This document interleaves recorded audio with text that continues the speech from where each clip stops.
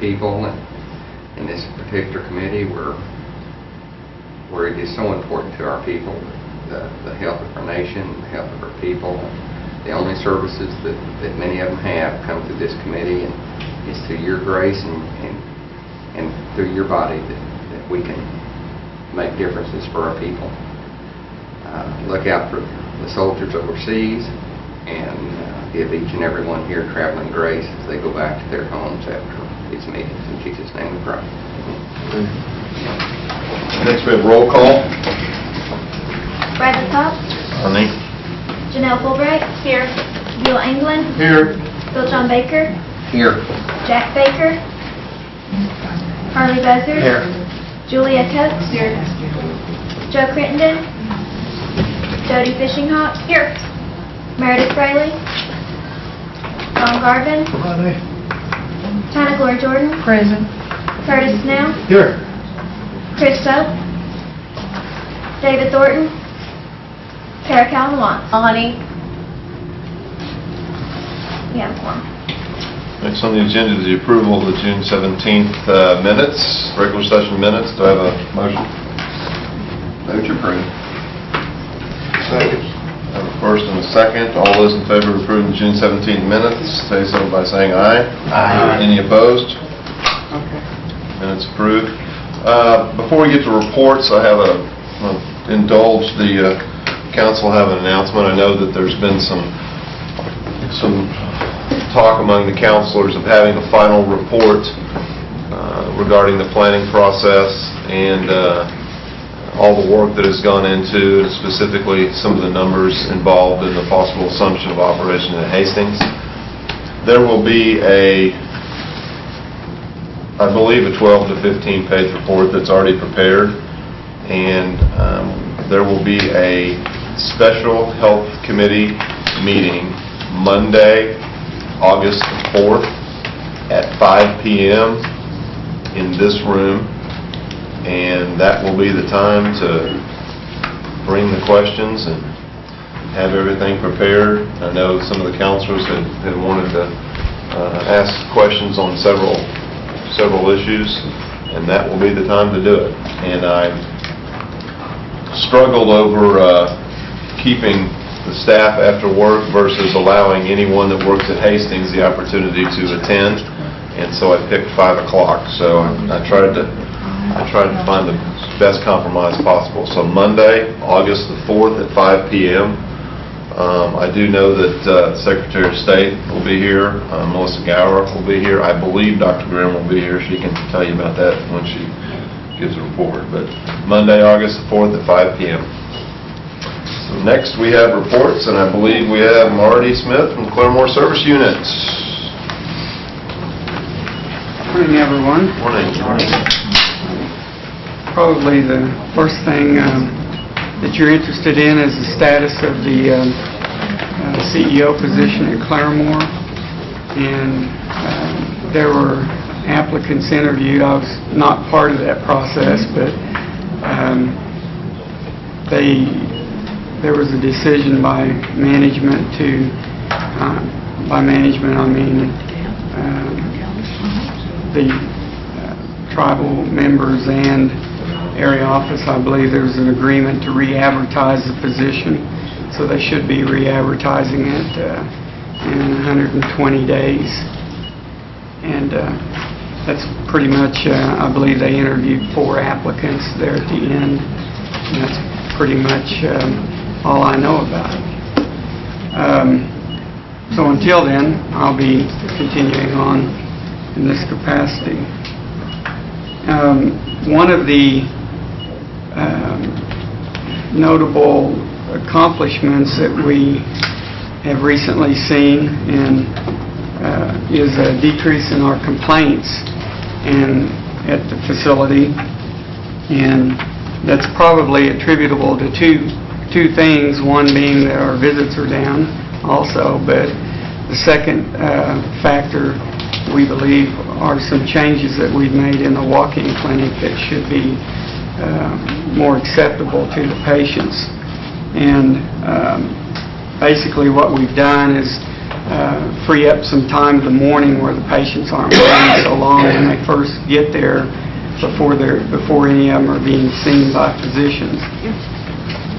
We're also looking at another step in the process to improve what's going on, and as part of that, I'm kind of jumping around a little bit, but it ties in with the future initiative that we've been asked to participate in, which is the Chronic Care Initiative, and that's a directive from the Director of the Indian Health Service. And basically what the Chronic Care Initiative, just in a summary, how it's supposed to work is it's geared towards taking care of patients with chronic illnesses. A lot of people my age and older have chronic illnesses, and they like to be followed by the same physician, and it's probably better continuity of patient care if they're followed by the same physician as much as possible. And I believe Dr. Gray at Stillwell,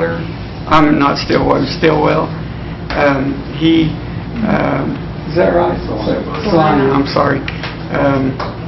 He has kind of done some testing with this concept this last year, and so Claremore's going to, since we have an ambulatory care manager to assist us, we're going to be a test site for that.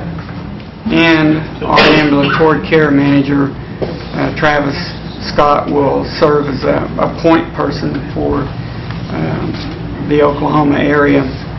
And another component of the Chronic Care Initiative is that the healthcare providers will be practicing at the level of their licensure. Currently we have doctors doing a lot of nursing duties, and we have nurses doing clerical duties, and the concept is also geared around trying to have teams of people taking care of patients, more focused team of people. So that's something we should be engaging in very soon. Another accomplishment that I put up there, and this may seem like a minor one, we hired another purchasing agent, but we've really been struggling with the fact that we lost two very seasoned purchasing agents that retired in January. We struggled with bringing someone in with experience.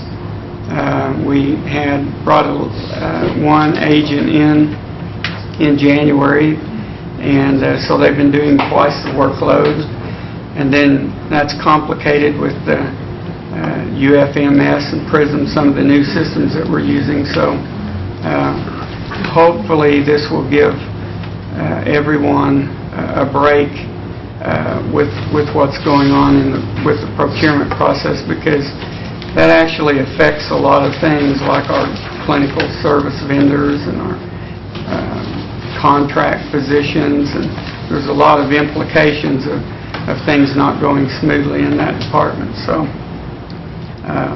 hopefully this gentleman will work out real well for us. As far as new initiatives, another new initiative, and it's kind of we were approached by Rogers State University to participate with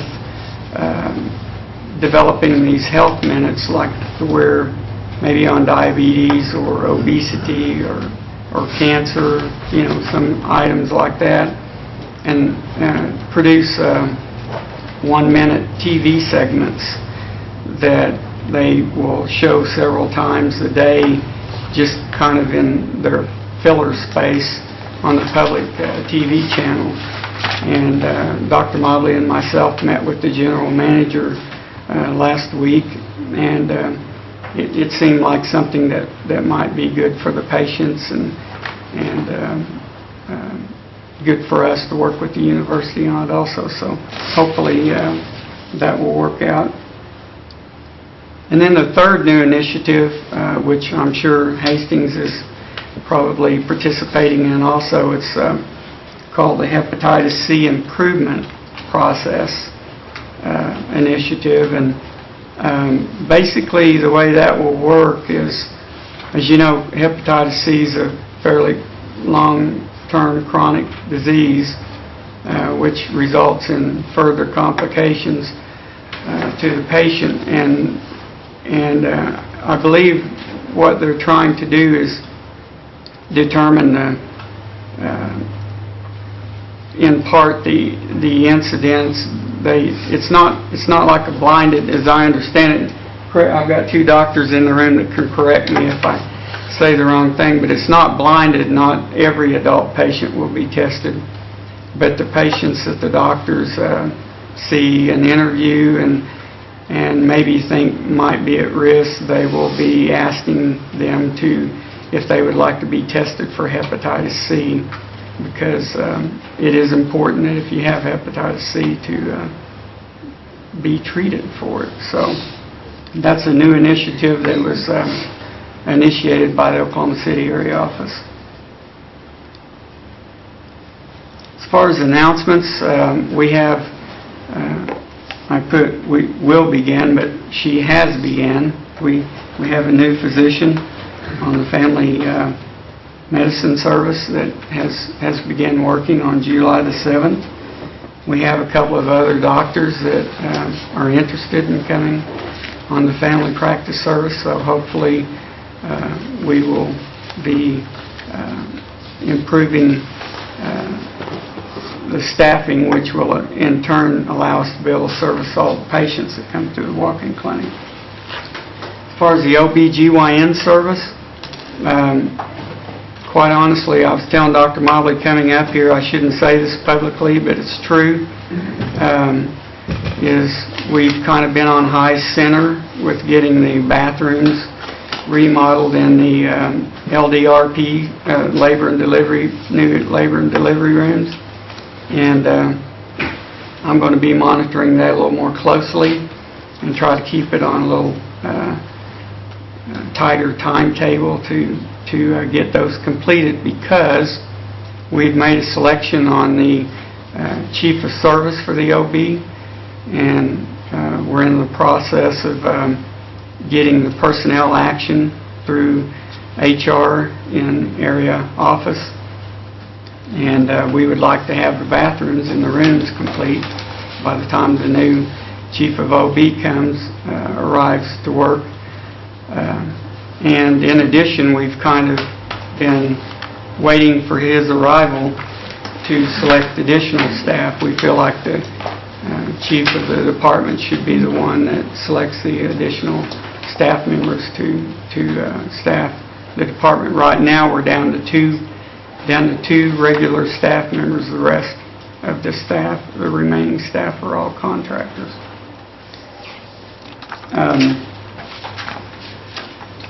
The statistics on the workload, as you can see, we're still down on our on just categorically on visits. I would still attribute that to the fact that we are still approximately 30% down on our staff. For some reason, we've had an unusual amount of interest recently, and I think that's probably kind of like selling a house in the summertime. That's the time that people move and look for new jobs, and might also attribute it to the fact that Dr. Mobley's been working real hard at trying to recruit people and looking at every avenue we have to try to find permanent doctors, because the contract doctors are a little less productive and they cost quite a bit more to have them on staff. Our collections have been hovering around $750,000 a month, which this is, as of year to date, we're actually down $315,000. I clarified that with our business office, because last month we were actually up over last year, and I was curious of how there could be that big of a swing, of whether that was an error. And we just had a really good month of June last year is why the big swing. On our CHS, as you can see, we've almost submitted $1 million worth of CHS cases. That's probably a lot of that may be due to the fact that we have a case manager this year that, in addition to the volume, we have somebody that's doing a really good job of working the cases and getting them submitted. And that's pretty much all I have, unless you have some questions for me. Any questions for Mr. Councilor Buzzard? Marty, on your CHS activities, I see denials and unmet needs, but can you report on what was paid then each month? Well, Or is that information available to you? I can. I should have that on there, actually. You know, the way that works is, as you know, it kind of goes through a fiscal intermediary. And but I don't have that with me today, but I'll bring it with me. Or I can, if you want it before next month, I'll be glad to send it to you. That'd be interesting to look at, because I'm wondering, do we see more cases being paid at the end of the year than we do at mid-year or beginning of the year? I'm not sure. I don't know. I've never seen anything like that. A trend, is what I'm saying. We're on a budget answer that. Yeah. We're more or less on a weekly budget. Oh, I see. And we're constantly recycling money. And we did have a case that came back from last year that was like $600,000 that hadn't been fully addressed, so we're liable for that one case. So they're constantly recycling money as we go along, but by this time of year we're usually pretty much out of money until they recycle. And the reason I say that, I have a couple of people there in Delaware County that ask me a time or two about their cases, and it's like they owe like $40,000, $45,000, and there's no way those people ever pay that. And what I say is, well, just keep submitting your letters, and that's all we can do. That's all I can do. I don't know what else to do with it. I'm not sure.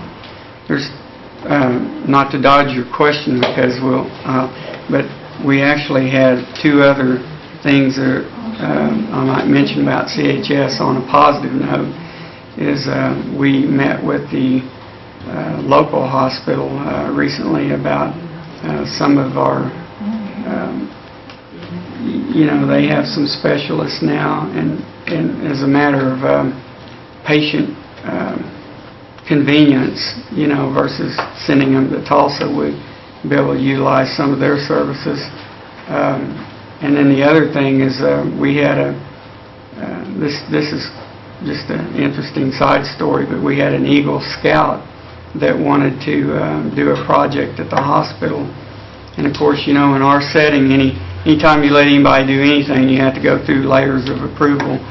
And on the courtyard area, and I was talking to him yesterday and asked the young man why he wanted. I was looking at him thinking, why is he wanting to do this? So I asked him why he wanted to do a project at the Claremore Indian Hospital, and he pulled his shirt up like this, and he had a scar on his shoulder, and he said that he had broken his arm and had to have surgery and didn't have insurance, and our CHS department paid for it. So you don't get very many good stories like that, but that actually happened yesterday. Well, if you would, I'd like to see a report on what we're paying out monthly or something like that. I'll give you a more detailed report next month. I've got a question on the language. Is there any difference between the Claremore language coded visits versus actual visits? Because I'm looking at, you had 16,807 visits coded. Mm-hmm. What's your total visit for the month of June? Do you have any idea? Or is that... That's essentially our visits. Now, we could have visits that are uncoded, like the ER, for instance. where we're not using electronic medical record. There's a lag time, not much. Obviously, they're within 4 days now, for the most part, but, you know, the ER visits won't be coded until our medical coders do it 2, 3, 4 days later after the visit. So these are visits that have been coded in the system. Thank you. Any more questions? Thank you. Okay. And next, from Hastings, we have Ed McLemore.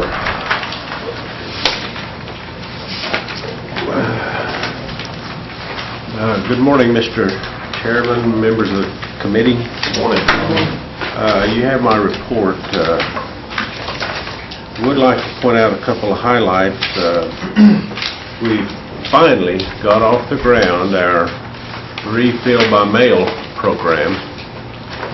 We have about 1,300 plus folks currently enrolled, and what that does is allow for the delivery of the medications that are subject to refill simply by request from the patient, and we send those out in a package. We did a test run. Some folks, some of you may even have received a bottle of Tylenol as part of our test, and I did. I got a bottle of Tylenol. Maybe they thought we had headaches or something. Maybe with this process we're going through, that's maybe what they were thinking. But it's off the ground. We do have 1,300 plus people signed up, and we expect to see a whole lot of savings, particularly to the patients in terms of the transportation costs, the gas, you know, $4 a gallon plus now. We hope to expand that program and absorb some of the cost of that would otherwise accrue to the patient in that program.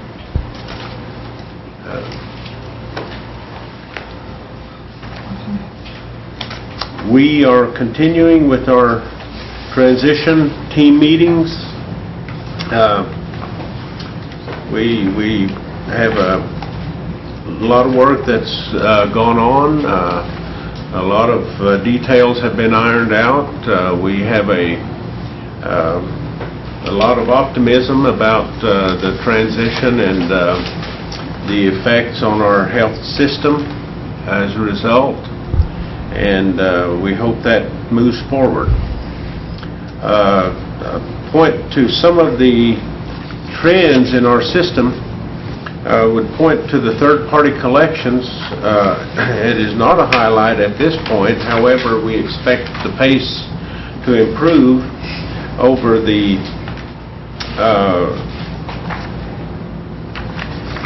year-to-date through June. We've collected $24.4 million. And last year, as a matter of fact, we were at 24.5, so we've seen a little bit of slippage, and that's primarily in Medicare.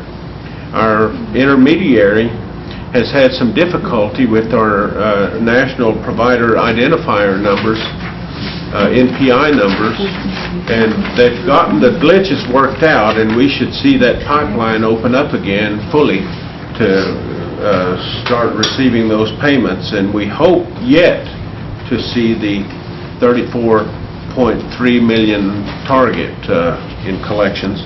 Our current financial status is fairly good. It's never really good, I don't think, in the operation that we run. We're always very close to the margin. Out of the $43 million that you see at the top of the page, right-hand column, total of all funds, $43 million into the system. We've spent 41.7, and that leaves us a balance of 1.4 million cash on hand, more or less. And we are projecting about 2 to to $2.5 million as a year-end balance at the end of this fiscal year. A bright highlight for us is that last page in your handout, the press release from the Indian Health Service identifying Dr. Charles Grimm as the Health Leader of the Year by the Commissioned Officers Association of the U.S. Public Health Service. We're very proud of the fact that Dr. Grimm is a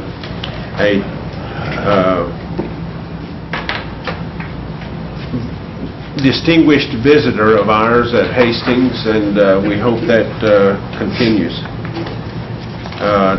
Welcome any comments or questions from folks. Councilor Baker was first, but since he stepped out, Councilor Fishing Hawk is up. Yeah, are you all going to be able to make that $10 million difference up in 2 months?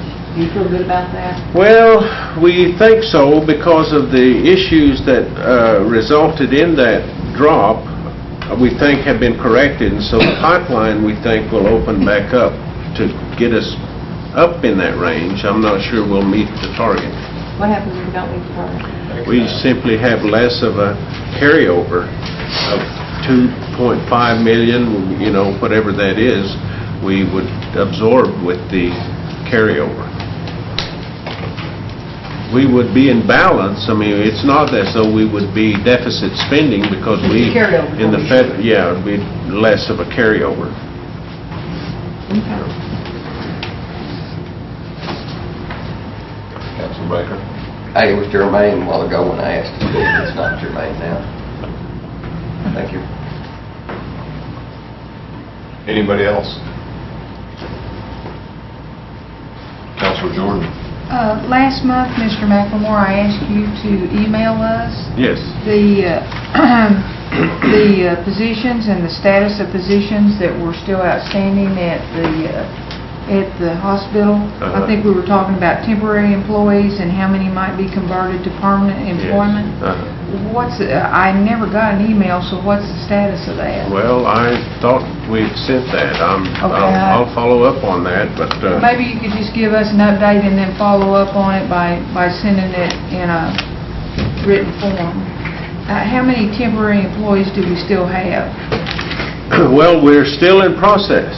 Those are still being converted, and as far as I know, we had targeted 120 or so positions for conversion, but because of the efforts of HR, our Human Resources Regional Office, we actually extended the coverage to about 140 positions. So we included more people than we initially thought we would be able to. But now, as part of the process, there was a large number of positions that required actually to have vacancy announcements issued. In the federal system, they must be opened up for application. So the people who were occupying positions had to reapply for their own positions to convert over to permanent status.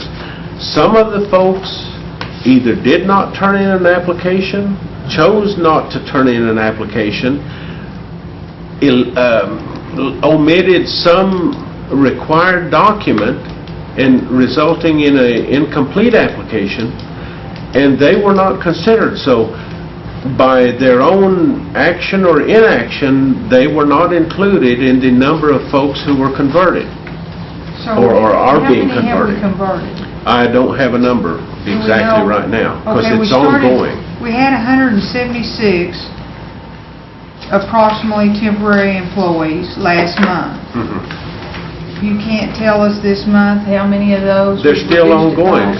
We're still signing certificates of selections for folks. I just signed 3 this morning, so I can't give you right up to the date. And even after we make the selection, then HR will have to go back and contact the employees and make the offer of the permanent position. And we don't know how many are in process right now. Can you, within the next week, since you still owe me this email, can you, within the next week, give us firm figures of who is still temporary who is in process to being moved to permanent, and who has been moved to permanent of the temporary employees that we had the previous month. I believe the number you gave me was 176. So let's start from there. Let's say we had 176. In your email I would like for this to go to all the council. Show us how many have been moved to permanent, how many are in transition to be moved to permanent, and how many have no hope at all of being moved to permanent. Either by their own choice or by our inability to issue. Separated out, so Okay. we know. Okay. And I would like to know if those people were counseled on how to apply properly so that they could get their paperwork in. A Well, lot they- of them may not have understood that they had to reapply for a job that they've held for 15 years. Yeah. I mean, not putting the blame on you, but I think that would be hard for a lot of people to understand that I've been in this chair for 15 or 20 years and I'm being asked to reapply for the very same job. Well, we communicated with them through multiple methods. In meetings, one-on-one counseling, both Oklahoma City and the Cherokee Nation met with employees. We offered those meeting times and slots for employees. We did mass emails to those employees. It's very difficult. Vacancy announcements were published. They've applied for those positions before. I think that either the people, for whatever reason, chose not to apply, and it's very small numbers that we're seeing. Well, could you break those Yeah. down so that we know those numbers? Yeah. Because we had 176 last month, and I'm just wondering how many we're going to be able to offer an option, whether they want an IPA or go with the tribe. I think the minimum that we ought to do for these folks is that offer them the option, where if they want an IPA, they have that option. I hate the fact that we're going to have a few that have no options at all. And I think that we as a council need to keep track of that. And I asked for it last month. I don't know how it fell through the cracks, but we really need that within a week, since we're going to have this special health meeting. And that's going to make a difference. I want that information before that health meeting.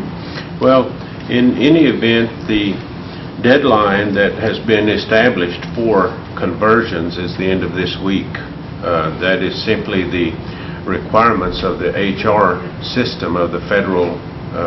Is that self-imposed, or is that from Oklahoma City? That's from Oklahoma City. I believe Dr. Graham has a statement. Would you come up to the microphone? You may have something to add. Yeah, I was just going to add, Mr. McLemore can get the most recent numbers as of, this week, and then we'll include in our August 5th meeting the final August 4th meeting, it's Monday, the final numbers, because that, by August 4th, everything should pretty much, August 4th, it should be set. We should be wherever we're going to be, so we can get from Ed this week where we are, and then by August 4th, we should be set. The one thing that we've done, and I know we've done it, and they've done it, Rachel's done it, we called Lola because there were some people, and because it's frustrating, there were some people, a handful that I knew of, that needed to be converted, and two of them, the paperwork got in at like 4:57, and it had to be in by 5 o'clock. I can't remember what day of the week it was. It was a Tuesday or Friday, and this is from area office. Well, once they got the paperwork, they have to process it and re-rank the position, and they said, well, they don't have time. They've missed it. So we called and said, well, can't you just make an exception? It's going to take 10 minutes to do this. And as of yet, we have not gotten a positive response that they're willing to do those things. So, but if Ed can get the numbers, then that'll give us some feedback and see if there's any, because we're trying to keep track of it, and then by August 5th we'll have firm numbers. Would it be a possibility, Ed, that you could move up giving us the information? August 4th. Sorry. sorry. If the end of the week is the cutoff, and that's going to be July 18th, could you tell us what is in transition at least by the end of today, so that we know how many's got to be done by the 18th? Or there's no possibility that they can be permanent with Indian Health Service? We can try to get that information. Because that doesn't leave much time for those in transition to get their work completed. Well, some of them, now I say the 18th is the deadline, not for all positions, because there have been vacancy announcements that have already closed for some of those. I'm talking about the remaining vacancy announcements that are being processed and the offers to be made and the acceptances of the employees. What we're talking about are things within the control of HR and the employees themselves. I think the deadlines for applying may have already been passed. Well, I'm assuming that by being in transition, I mean they've already applied and they're waiting for a response. Okay. Well, we can get that information, yeah. You're waiting for a response back, I Yeah. guess, from the employee. In most cases, that appears to be the case. You could give us pretty good numbers of how much you've reduced that 176. I think so. I think we can do that. Okay. Yeah. Any questions for Mr. McElmore? Thank you. And I believe Melissa Gower is out, and I believe Dr. Grimm is going to give the Cherokee National Health Services report. Good morning, and it is August the 4th. I've got it written down, it's in my calendar, I just keep saying this. Right here in this room. Yes, and I don't know why. Melissa's out. She's been out yesterday and today. She is participating in interviews for the area office director. So hopefully we'll get a good one. They talked about the Claremore Service Unit Director. Cherokee and Watts did participate on that interview selection committee, and we trust that the next go-round that they will have a acceptable candidate and get that position filled. Hopefully everybody has gotten the report and had a chance to read through it. Just a couple of things I wanted to add. At Wilmington Mankiller, we have just hired a new physician who's an endocrinologist. His name's Dr. Johnston. He's been in private practice in Oklahoma City for about a little over 20 years. Very intelligent, comes very highly recommended. He and his wife have had a lake house there, and they recently inherited, I don't know what that means exactly, their two grandchildren, they're 4 and 5, and they wanted to slow down their life. So he was looking for a more routine Monday through Friday job. So he's going to be starting in August, and I think with him on board, he'll really be able to help pick up a lot of those chronic diabetic patients that need some attention. So we're excited about that.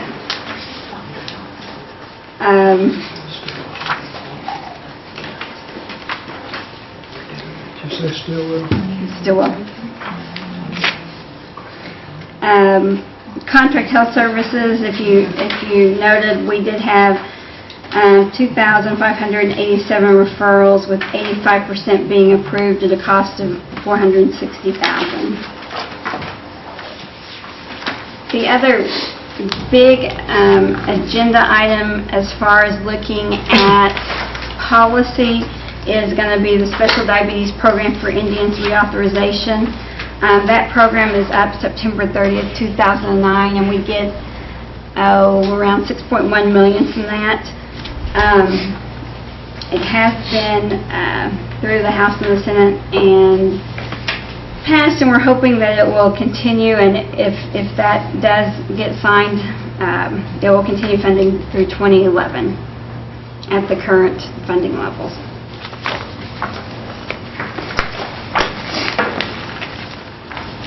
There is going to be, I believe it's not this, I believe it's a week from Thursday, there's going to be the IHS Area Award in Oklahoma City, and if you'll note on your paper, we've got several people from Cherokee Nation receiving awards. Like to point out, George Long is getting the Area Director's Lifetime Achievement Award. George Long's been here for many, many years and in many, many roles, and he is very deserving of that, as well as the rest of the people who are on this list. Somebody had asked, and I don't recall who, that we provide a breakdown of third-party collections by clinic, and on the very last page, you will see the collection rates by clinic. And as you can tell, they've all pretty steadily increased. There was a little bit of drop in the J clinic. Mr. Buzzard probably is more aware than most people here in the council about some of the facility issues we've been having at the J clinic related to our roofing problems. They are putting the roof on, but it seems like every time we make a little progress, it rains some more. Thus, it floods more inside the building.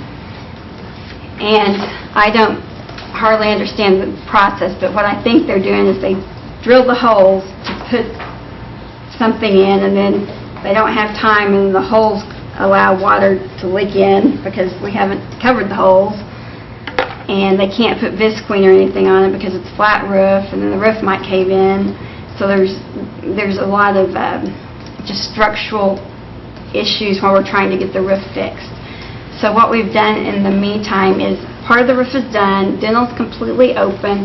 We have 2 physicians, nursing, behavioral health, and 1 pharmacist on site providing care. Other staff have been sent to other clinics, and patients are being routed if they live close to one of those other clinics, and they can go to Salina, if that's where their regular physician is. Otherwise, they're being offered the choice to come in and see whoever it is that's at the J clinic, to reschedule, or just come in and get their medications.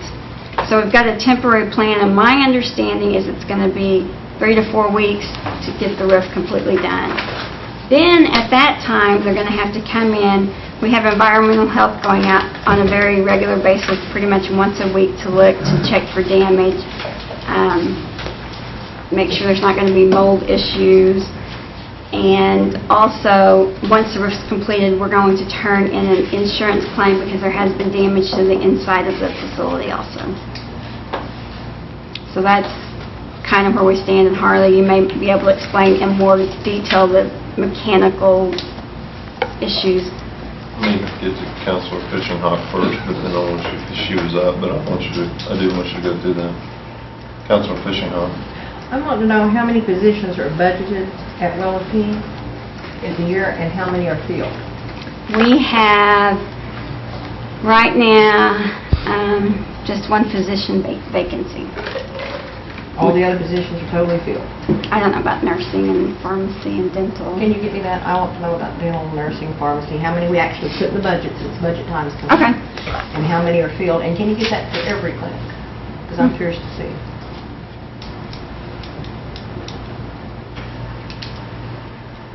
And that'll be real easy to get because in the budgets that we submitted, because you guys get the sheet that's attached to the back, right, with the position, and it says if it's filled or unfilled. Yeah, but when you start looking at it and you see it's paid 80% out here and 20 here, and you start flipping through the pages, I know you can go to your computer and get it real quick. Yeah. Okay, thank you. Yeah. Can you send it out to us all email? Yeah. Okay. And that's a good point. It is much easier to do it that way. Councilor Buzzard. Yes, just to follow up on what Dr. Grimm has talked about, and I appreciate the fact that the health department has worked out a situation that hopefully we could live with. We'll have to live with until it gets done. It was just a big mess with all the rain we've got. I don't think we expected this much rain in June and July, and it's really done a lot of damage at the clinic there in Jay. And we appreciate the fact that the health department has really got in there and tried to make the situation better. especially for the employees up there, because a lot of it, we just think that our employees can go into this work, but what we were looking at out there, the providers were there for 8 hours a day, breathing whatever was in those rooms, camped up in the rooms and stuff. And patients, didn't hear a whole lot of gripe about the patients, but it was an inconvenience for them. But the providers, I kind of felt sorry for because they were tied up there for 8 and 10 hours a day in that building with leaks. So I'm happy to hear that some type of a situation was worked out for those. So I think it'll work for the better now until we get it done. The only thing that I would probably pass on to make sure that we don't wait for the 3 weeks to actually start going in and start tearing out some of those office rooms or lab or the patient's exam room, because if we do that, we're going to be 3 weeks behind on getting it remodeled. And I talked to the director there, and I think he's aware of maybe we need to start doing something now to start tearing some of that stuff out. Be ready to go as soon as they get the roof done. And I think you're right, and I know they've actually already started tearing out some because that were visibly damaged. They were just going to kind of wait, I think, to do the insurance claim until everything was completed. But I think they're already starting to tear out, because there were some cabinets I know that were damaged that aren't going to be And that's good. useful. There's no use waiting till 3 weeks to start doing that, to have it done and ready to go back with new stuff. So it's coming along. We've had some problems up there, but the rain has caused a lot of problems there, Jay. Councilor Jordan? Yes, Gloria, last month I asked Melissa, and I'm sure this has just been an oversight on her part, for a list of equipment needs and costs for the next 5 years of those equipment needs, as well as a possible funding source. And she was going to email that to us, and we have not received that yet. And you wanted it for all facilities, including... Actually, I wanted it for Hastings, but that would be a good idea to break it down by all facilities. And if you would provide all that information to all counselors by email, and especially the information for Hastings, because we'd like to have that, if possible, for the health meeting on the 4th of August. Okay. It's 4th, right? 4th of August? Yes. If you could get that, if there was some way we could get that, maybe even possibly by the next couple of days, to go with what Mr. McLemore is going to provide us on the temporary help. Okay. Councilor Fulbright? Is it my understanding that we're going to have a full-time recruiter after October 1st? Yes, we are. Well, we were so disappointed after our new doctor at Redbird. That was a fiasco after all your hard work and Melissa's and everybody. He quit after 3 days. I thought, what a disappointment and a letdown. And He didn't even give it a chance. he didn't give it a chance, and he came out of 20, I don't know how many years of private practice, and he said, I'm used to being my own boss and doing my own thing, and I just think it would be a disservice to the patients. He was very, very nice about it. He called, he said, Gloria, you guys owe me nothing. Don't pay me for the 3 days I worked. I've never broken a promise.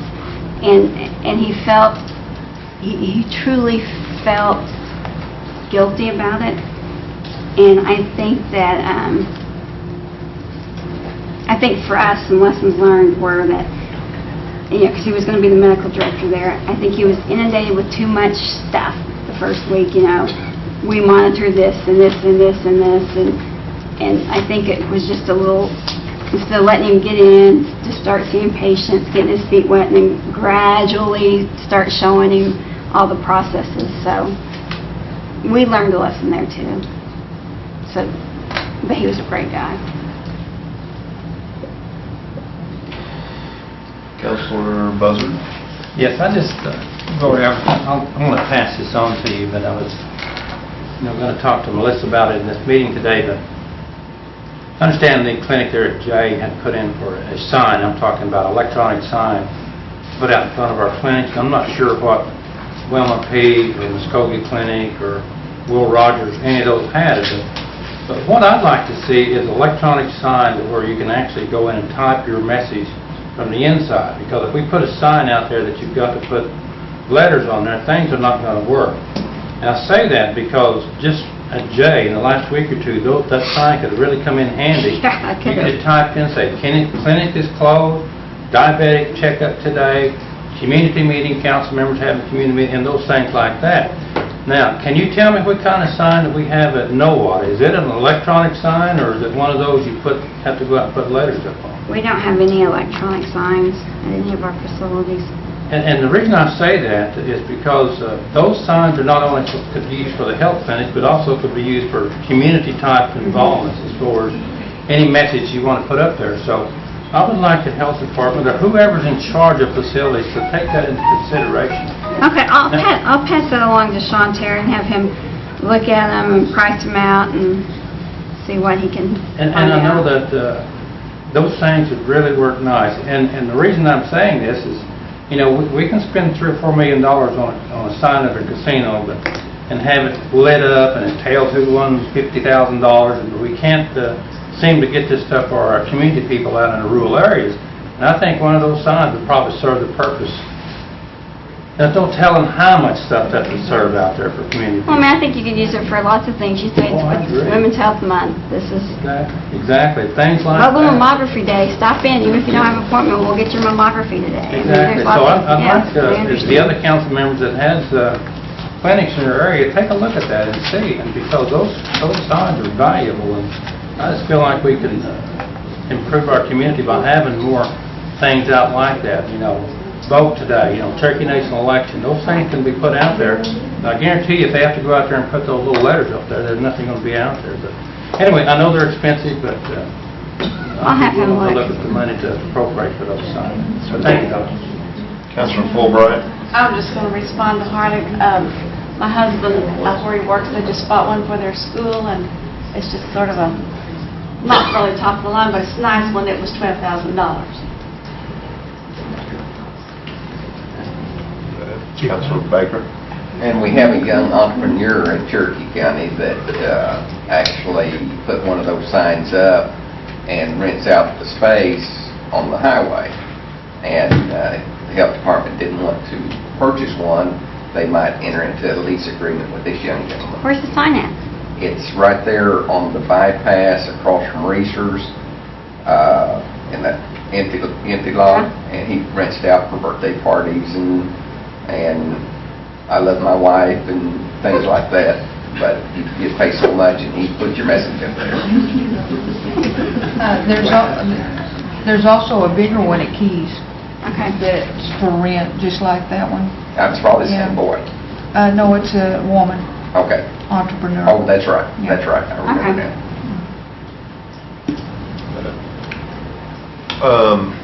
I would like to just make a suggestion, and then you may already be doing this. When the health, Cherokee Nation Health looks at filling positions with the price of gas, do you take into account where that individual lives? We do, and we've actually had some people recently that have moved clinics because, I mean, literally, one of them will live in Jay and one of them will live in Salina, and they work at the opposite clinics. So And there's they've changed. afterwards, there's a specific one I don't want to go through in a public forum, but, you know, may look at, but Okay. I just was wondering if that is taken into account. Yeah. Because that's getting, you know, you're eating up your money just trying to get to the clinic to work. Yeah, If somebody you was live telling me along how there. much it cost, like it took an hour a day of their paycheck to pay for the gas to get to work. So, yeah. Thank you. I did want to point out to Councilor Buzzard that in the report, it had already been changed to the Sam Hyder Health Center. So that was already changed. Somebody was on top of that. Any more questions for Dr. Grimm? Madam Speaker. My usual? Question? Yeah. Well, Any, I saw a list the other day that had projects, capital improvement projects on there. And so my understanding is that you're going to be with that first group of capital improvement projects that happen. do you want those first projects will begin? Yeah. Do I know when? that's somebody else's, we don't have any control over that anymore. I think it's got really kind of segregated these days. But thanks for trying. But we have not given up, and I think if we could hurry up and get it done, we all want to get it done. I'd rather have that done than a sign right now. You'll give up that $12,000 sign. Any more questions for Dr. Graham? Thank you. Thank you. And old business, there appears to be none. New business, resolution. This resolution is authorizing the submission of Indian Health's IHS grant for tribal management grant application. It's essentially what this is applying for a $300,000 grant to speed up release of medical information. We're required to hold documentation of any released medical between providers and, whoever, as long as obviously the patient is signed a release. We're required to hold on to that for 6 years. And this grant allows documentation of release, the ability to CD, DVD, cuts down on space and allows the process to go a lot smoother and a lot faster. And it will do nothing but improve our record keeping and documentation and such. And I would hope that we can apply for a $300,000 grant that there's no match. So I would move for approval. Second. We've got first and a second. All those in favor of approving this grant application, say aye. Aye. Any opposed? Motion passes. Get back to the beginning. Announcements. We had talked about, I'm not putting you on the spot, but hey there in Cherokee County, did you come up with anything on that? Or? Well, they sent me a list of all the community meetings. I figured they was going to pick one out. Okay. Something maybe we need to talk about? Or? Whatever they want to pick out, they can do it. Yeah, I had all the community meetings on there. What we're talking about is they're going to go out in the community and explain to these two counties the whole concept and the ideal what they're wanting to do with Hastings. That's what we're talking about. I think specifically with the development of the land around Hastings, I know that was your big, there may be others, but I know that, so there will be some community meetings when we kind of figure out where. Oh, yeah, there's community meetings going on in Adair County all the time. I just meant in regards to that. Yeah, just tell the admin to pick the date. Okay. Instead of March. I haven't got my list back from the community center. Okay. So as soon as I get it, I'll give it to you, and I guess they can just pick from those dates. Okay. Anything else? Any announcements? I would move, next meeting is tentatively scheduled for the 12th of August at 10 a.m. I would move for adjournment. Does anyone want to make that? Second. We got a first and a second. All those wanting to adjourn, say aye. Aye. Any opposed? We are adjourned. Dr. Cobb, we can have a housing subject.